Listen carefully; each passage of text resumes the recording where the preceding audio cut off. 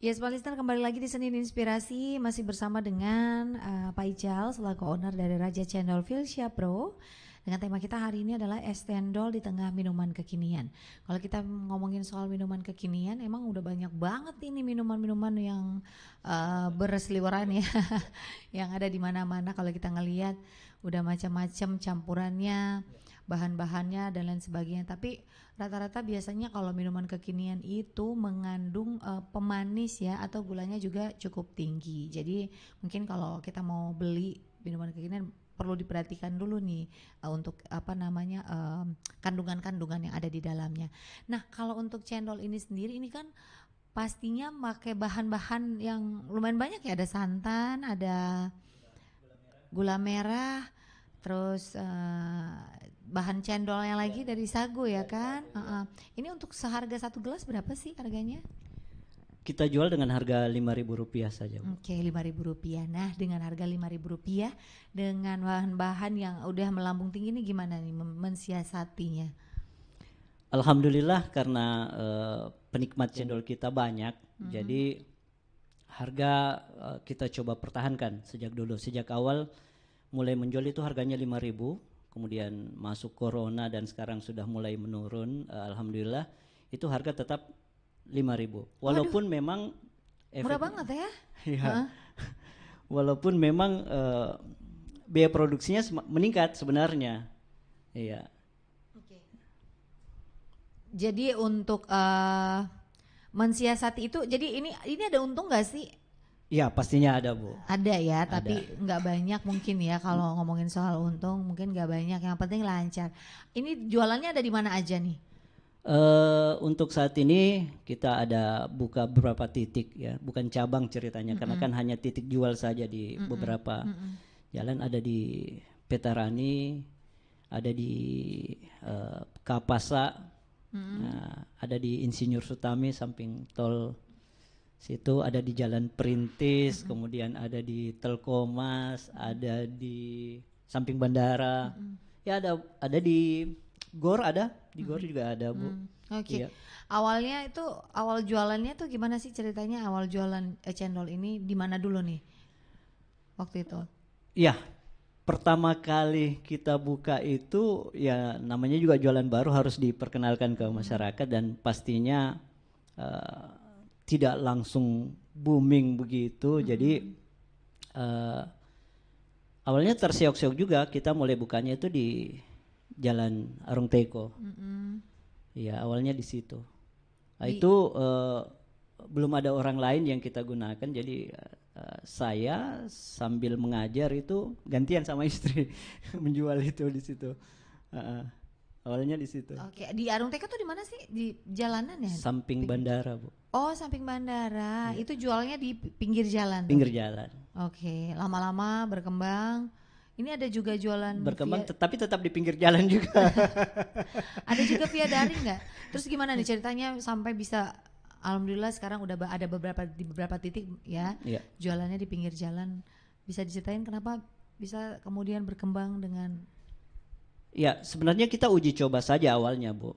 Uji coba saja. Alhamdulillah ternyata setelah kita buka titik-titik baru, masyarakat yang menikmati cendol kita juga semakin banyak gitu. Artinya mereka suka dengan cendol kita, makanya kita mempertahankan kualitasnya itu betul-betul dijaga. Tidak ada yang berubah. Jadi itu salah satu alasan ketika kita tanya pelanggan-pelanggan kita, dia sampaikan bahwa ketika saya minum cendol bulan ini, bulan depan datang beli rasanya pasti sama. Ya karena biasanya kan orang jualan cendol tergantung moodnya. Ya kalau moodnya lagi bagus rasanya enak, kalau moodnya lagi kalau yang bikin lagi nggak bertengkar ya sama suaminya ya enak gitu masakannya. Pas lagi berantem sama suaminya ya, kayaknya santannya kurang deh, kayaknya gulanya kebanyakan deh gitu. Oke, ini tetap rasa. Jadi berarti formulanya tetap dijaga ya? Formulanya sangat-sangat dijaga. Bahkan kita punya pengalaman menarik, misalnya salah satu bahan baku yang kita gunakan misalnya gula merah ini. Kita ambil gula merah itu dicoba semua di beberapa daerah di Sulawesi Selatan, itu kita coba gula arennya. Akhirnya kita menemukan satu titik bahwa gula aren dari sini yang terbaik. Seperti itu. Itu kita hunting.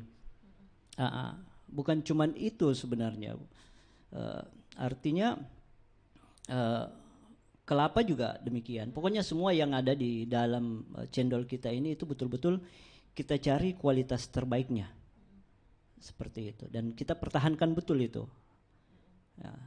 Oke, ini kan udah ada di beberapa titik. Apakah kita ini channelnya udah mulai laku nih di beberapa titik, ngelihat apakah permintaan pasar atau mungkin kita jualan di sana lagi deh, kita jualan di sana karena sudah berapa titik nih? Udah saat ini ada yang buka ada kurang lebih 11 ya. 11 titik. 11 titik itu banyak loh ya. Itu kenapa tiba-tiba iya kita buka di sini lagi deh, buka di sini lagi, ceritanya tuh gimana tuh? Iya, jadi ceritanya alasan kita untuk membuka itu ketika titik yang sekarang kita kelola itu sudah mampu untuk menghidupi dirinya. Kalau sudah baru kita kembangkan lagi, kita buka. Kita cari wilayah atau daerah di mana salah satu yang kita lihat itu adalah kepadatan penduduknya seperti apa di situ, karena alhamdulillah dengan harga Rp5.000 itu tidak sulit bagi pelanggan untuk mengeluarkan uang untuk membeli. Seperti itu, Bu. Jadi berarti untuk pembuatan cendol sendiri cuma satu tempat aja? Satu tempat aja. Jadi disebar ke 11 titik itu tadi? Sebar, jadi setiap hari itu keliling untuk mengantar dan menjemput. Oh oke. Untuk menjemput bahan-bahan ya. Tapi pernah kepikiran gak jualan di mall juga? Sebenarnya sudah sebelum corona kita masuk mall, Bu. Oke. Ya. Wow, sudah pernah di mall. Sudah masuk di mall, iya. Ada beberapa mall kita pernah memperkenalkan cendol kita di mall-mall itu. Yang paling lama itu di Panakukang, di depan bioskop itu kita ada stand di situ.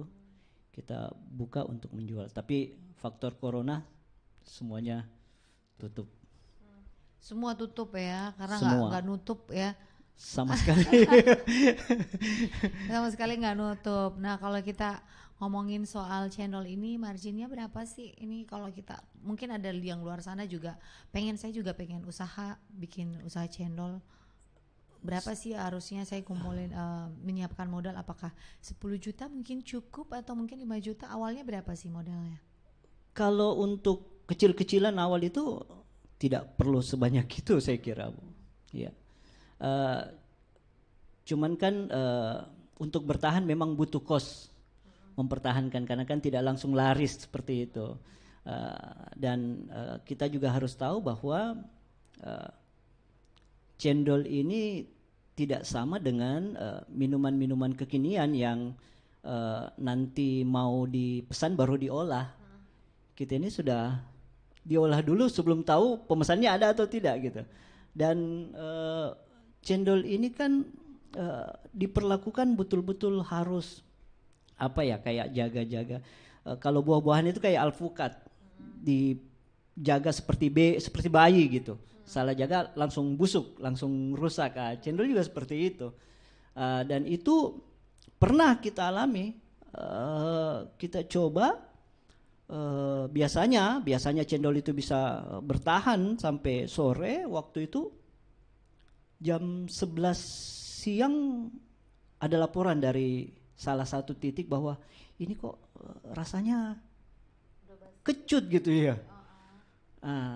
Kita cek, telepon titik-titik yang lain, wah betul, coba langsung suruh tutup. Nah itu ya resiko dagang ya di situ. Artinya kita tidak berpikir bahwa harus untung terus setiap hari, tidak seperti itu. Yang penting kalau kita ada sesuatu yang seperti itu hanya buat kita saja gitu. Pelanggan ya jangan sampai itu. Apa sih biasa yang membuat proses pembuatan cendol ini gagal? Sebenarnya yang paling mempengaruhi kualitas itu santan, Bu. Faktor santan. Nah, santan ini kalau salah pengelolaannya itu cepat basi. Kalau cendol sendiri enggak ya? Enggak, cendol bertahan. Awet ya? Awet cendol. Berarti dalam sehari bisa bikin berapa banyak cendol nih? Kalau untuk saat ini, kalau hitung-hitungan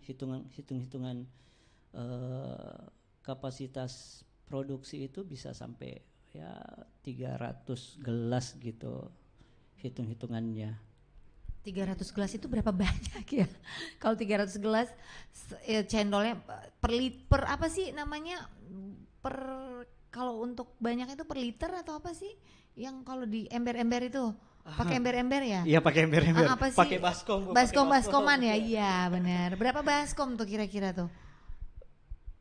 3 sampai 4 baskom itu. Oke, berarti kalau saya misalkan nih saya mau memulai usaha cendol, modal saya cuma 3 juta rupiah, saya udah bisa dong ya? Oh bisa, tapi tidak banyak dulu kan.